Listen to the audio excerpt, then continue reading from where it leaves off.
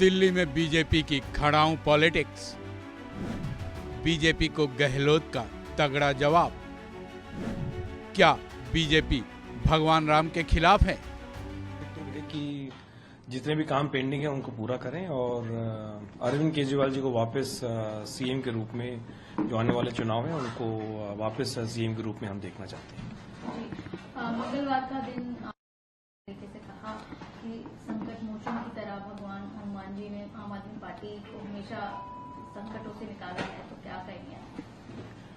देखिए, जिस प्रकार से भगवान श्री राम के सेवक हनुमान रहे और उन्होंने सारे काम किए, उसी प्रकार से मैं भी केजरीवाल का हनुमान बनकर जितने भी काम पेंडिंग है उन सभी काम को पूरा करने की कोशिश करेंगे। जी, इसके साथ ही जब उन्होंने जो मेन चेयर थी उसको खाली छोड़ दिया और कहा कि दिल्ली के जो मुख्यमंत्री हैं वो एक ही रहेंगे और उनको वापस लाने की जो चीजें हैं वो करी जाएंगी, इस पर क्या कहेंगे? मतलब चेयर खाली छोड़ना तो इसमें आपत्ति किसको है? जी, बीजेपी को आपत्ति है इस पर और उन्होंने कहा तो इसका मतलब फिर ये है कि जब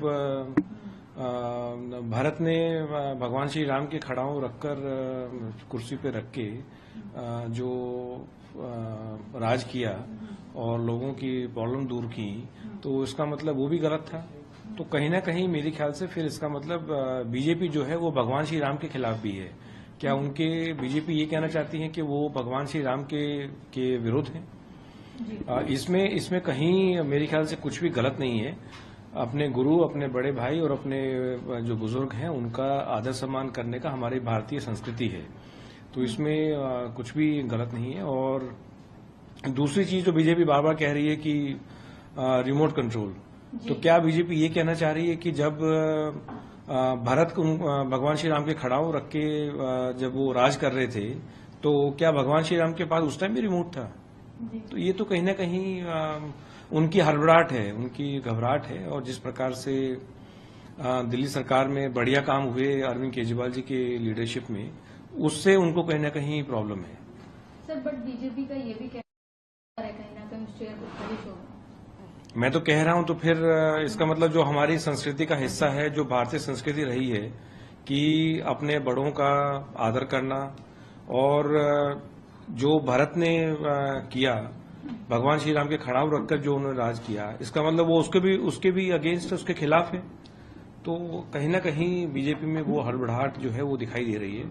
उनको समझ नहीं आ रहा है कि क्या बोलें और क्या करें। सर, कुछ महीने लेकर दोबारा से पूरी तरीके से आश्वस्त हैं आपकी सरकार दोबारा से आएगी फील्ड में आपकी? जिस प्रकार से लगातार 2015 के बाद अरविंद केजरीवाल जी के नेतृत्व में बढ़िया काम हुए हैं, चाहे वो कोई भी फील्ड ले लीजिए आप, पानी है, बिजली है, महिलाओं का सफर है, स्वास्थ्य है, शिक्षा है, तो मुझे नहीं लगता कि मुझे कोई संकोच नहीं है या ना मुझे कोई डाउट है कि फिर दोबारा आम आदमी पार्टी भारी बहुमत से जीत के आएगी। जी, एक सवाल ये भी है, 1000 रुपये महिलाओं को देने की बात की गई थी, वो कब तक योजना लागू हो जाएगी? कब तक ये, मतलब विधानसभा चुनाव से पहले? जी, बिल्कुल, विधानसभा चुनाव से पहले उसको हम लागू करेंगे और उसका फंड्स बजट जो है वो ऑलरेडी एलोकेटेड है। तो अब उस प्रपोजल को हम फाइनल करके और हम बहुत जल्द उसको कैबिनेट के सामने रखेंगे।